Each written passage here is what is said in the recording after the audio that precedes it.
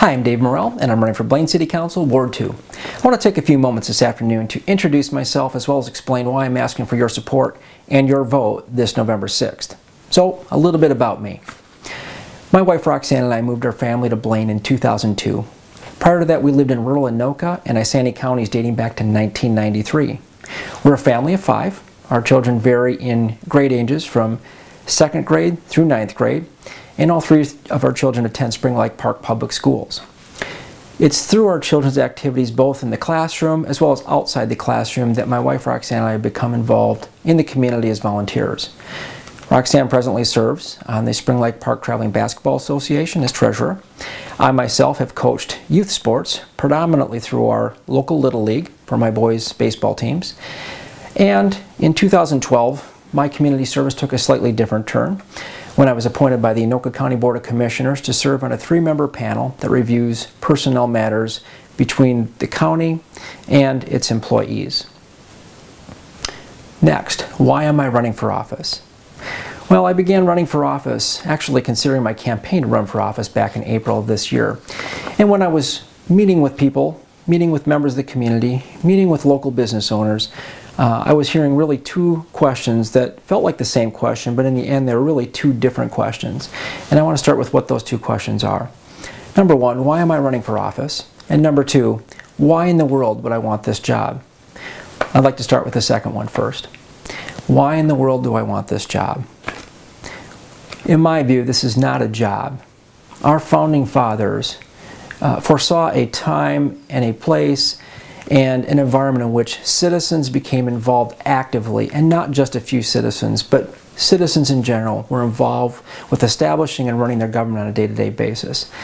I have a passion not only for volunteerism and public service, but I want to become more deeply and passionately involved and have an impact on a regular basis on our community today, tomorrow, and into the future.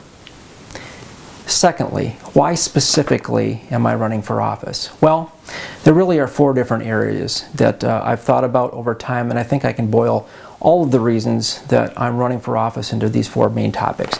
These 4 topics are tax base, budget deficits, Blaine 2030, and leadership. So let me begin first with our tax base. Our tax base in Blaine is not all that different than the other tax bases that exist in our suburban communities across the metropolitan area and across really our country. We have a residential component and we have a business component. What I will say is simply this. Our local tax base here in the city of Blaine is heavily tilted and actually disproportionately tilted too far toward the residential end.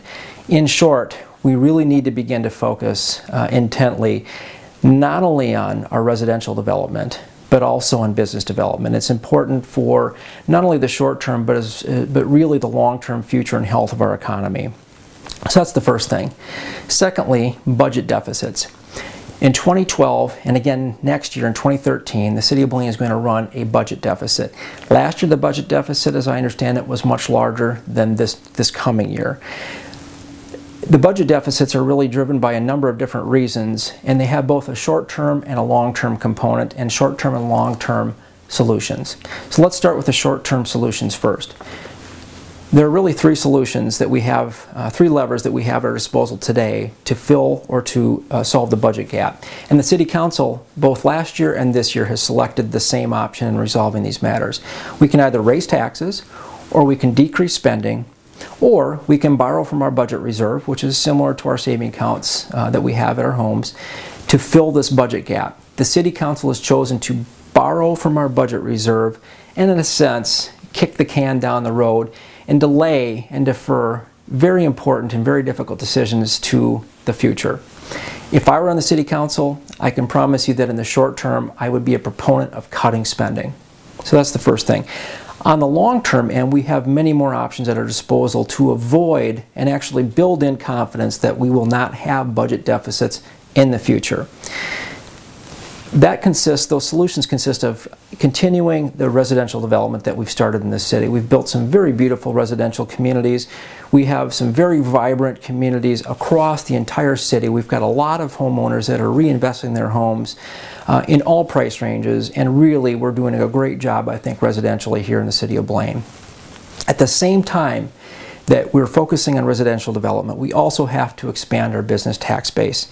It's very, very important to rebalance the distribution and the ratio of our tax base between residential and business. By expanding business, we're not only sharing that tax base, but we're also creating additional jobs and additional spending into our community.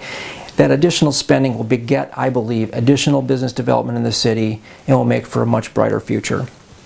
Third, we also need to balance city infrastructure to our revenue sources. We cannot grow government at the pace of revenue, even if city revenue increases. An example of that is the City Hall that we have today, a very beautiful building, was built in a different time and built for expansion. And we have a completely vacant third level to that building that was completely unnecessary, or at least has been so up to this point. Fourth, and this is a very important one, this has to do with doing less with more. And that is that we need to implement processes in our city government to ensure and to build confidence that we have lean government operations to avoid growth in those same operational areas of government and to avoid growth in the cost of delivering the same services to residents and businesses in the future. I mentioned Blaine 2030. Blaine 2030 is actually a topic that I've created. And Blaine 2030 to me, based on my review of census and demographic data, represents a projected milestone in the future that represents a point at which we shift away from new development because we'll have developed most of our remaining residential land and our business land at that point, hopefully, and focus then instead on redevelopment. I guess the main takeaway here is that beyond the point that we'll have a population of about 80,000 people, we have to get residential development and business development right, really right, between now and then, because whatever we do between now and then will determine what the future and long-term economy is in the city of Blaine.